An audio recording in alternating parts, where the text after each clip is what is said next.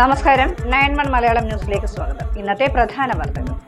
ലോക സമാധാനത്തിനെതിരെ നിൽക്കുന്നവരെ ഒറ്റപ്പെടുത്തണമെന്നും ആധുനിക സമൂഹത്തിൽ യുദ്ധം ഒന്നിന് പരിഹാരമല്ലെന്നും ലോകത്ത് സമാധാന അന്തരീക്ഷം സൃഷ്ടിക്കാൻ മഹാത്മാഗാന്ധിയുടെ ദർശനങ്ങൾക്ക് മാത്രമേ സാധ്യമാകൂവെന്നും ലോകം അത് ഏറ്റെടുക്കാൻ തയ്യാറാകണമെന്നും doctor Abraham Mar Serafi KPCC Gandhi Jayanti ദിനത്തിൽ ഗാസയിലെ യുദ്ധത്തിനെതിരെ ഐക്യദാർഢ്യം പ്രഖ്യാപിച്ച് പത്തനംതിട്ടയിൽ സംഘടിപ്പിച്ച മാനിഷാദ വേദിയിൽ സമാധാനത്തിന്റെ വെള്ളരിപ്രാവിനെ പറത്തിയാണ് സമ്മേളനം ഡോക്ടർ എബ്രഹാം മാർ സെറാഫി ഉദ്ഘാടനം നിർവഹിച്ചത്.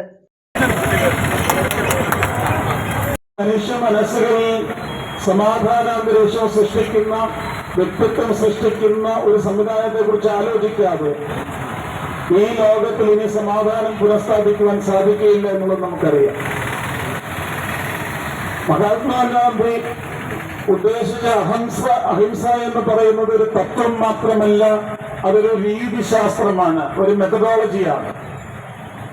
ലോകം ഇന്ന് യുദ്ധം എന്ന ക്രൂരകൃത്യത്തിൽ എരിഞ്ഞടങ്ങുന്നത് പിഞ്ചു കുഞ്ഞുങ്ങളും സ്ത്രീകളുമാണെന്നും പലസ്തീനിൽ നിരപരാധികളായ കുഞ്ഞുങ്ങൾ കൊല്ലപ്പെടുന്നത് അംഗീകരിക്കാൻ കഴിയില്ലെന്നും ലോക സമാധാനത്തിനെതിരെ നിൽക്കുന്നവരെ ഒറ്റപ്പെടുത്തണമെന്നും പിഞ്ചു കുട്ടികളെയും സ്ത്രീകളെയും ഏകപക്ഷീയമായി കൊന്നൊടുക്കുന്ന പൈശാചികത അവസാനിപ്പിക്കാൻ ലോകരാജ്യങ്ങൾ ഒന്നിക്കണമെന്നും അഹിംസ ജീവിത സന്ദേശമാക്കിയ ഗാന്ധിജി പിറന്ന ഭാരതം അതിന് മുൻകൈ എടുക്കണമെന്നും സെറാഫിം തിരുമേനി പറഞ്ഞു.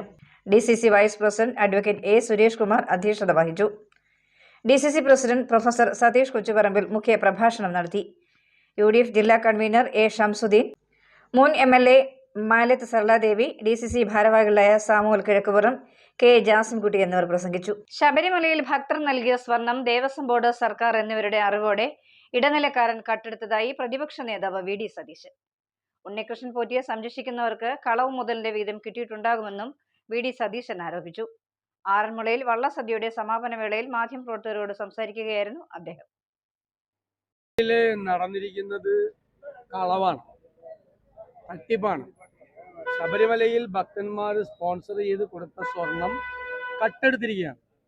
ദേവസ്വം ബോർഡിൻ്റെയും സർക്കാരിൻ്റെയും അറിവോടുകൂടി അവരേൽപ്പിച്ച ഇടനിലക്കാരൻ്റെ അറിവോടുകൂടിയാണ് പരസ്യമായി കട്ടെടുത്തിരിക്കുകയാണ്.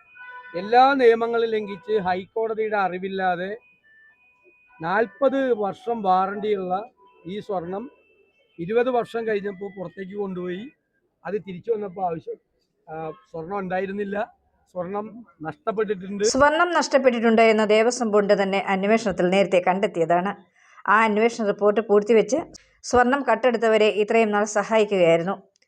ഇതിനു മുൻപുള്ള ദേവസ്വം ബോർഡും ഒന്നാം പിണറായി സർക്കാരിനും രണ്ടാം പിണറായി സർക്കാരിനും ഈ കാര്യത്തിൽ പൂർണ്ണ ഉത്തരവാദിത്തമാണുള്ളത്. 2 ദേവസ്വം മന്ത്രിമാർക്കും മുൻ ദേവസ്വം ബോർഡ് പ്രസിഡന്റുമാർക്കും ഇക്കാര്യം അറിയാം.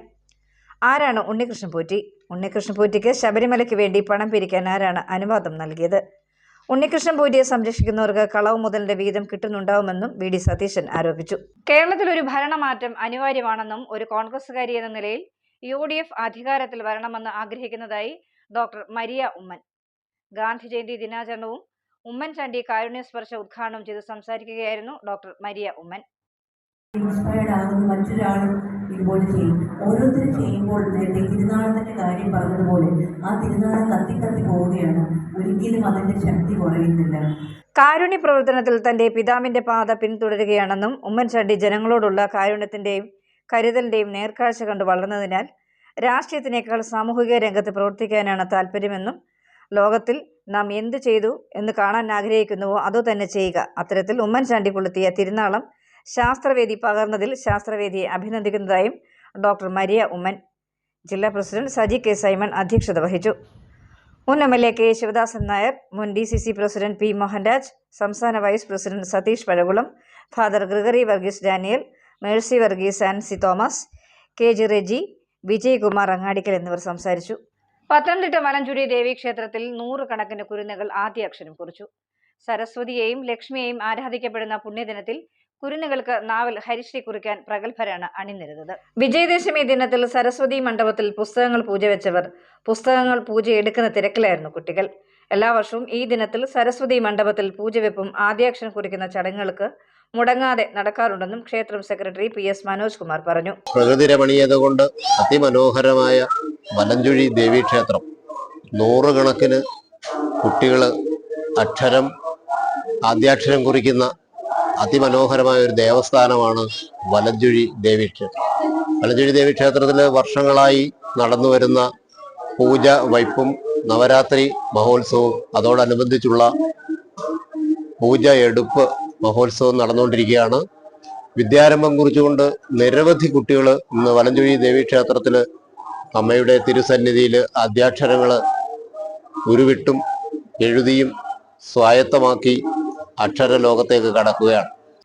മേൽശാന്തി ബ്രഹ്മശ്രീ അരുൺ ശർമ്മ, മുൻ പത്തനംതിട്ട നഗരസഭാ chairman advocate A Suresh Kumar, professor Narayanaswamy, retired headmistress Leela Rajan, Devaswom secretary PS Manoj Kumar എന്നിവരായിരുന്നു ആചാര്യന്മാർ.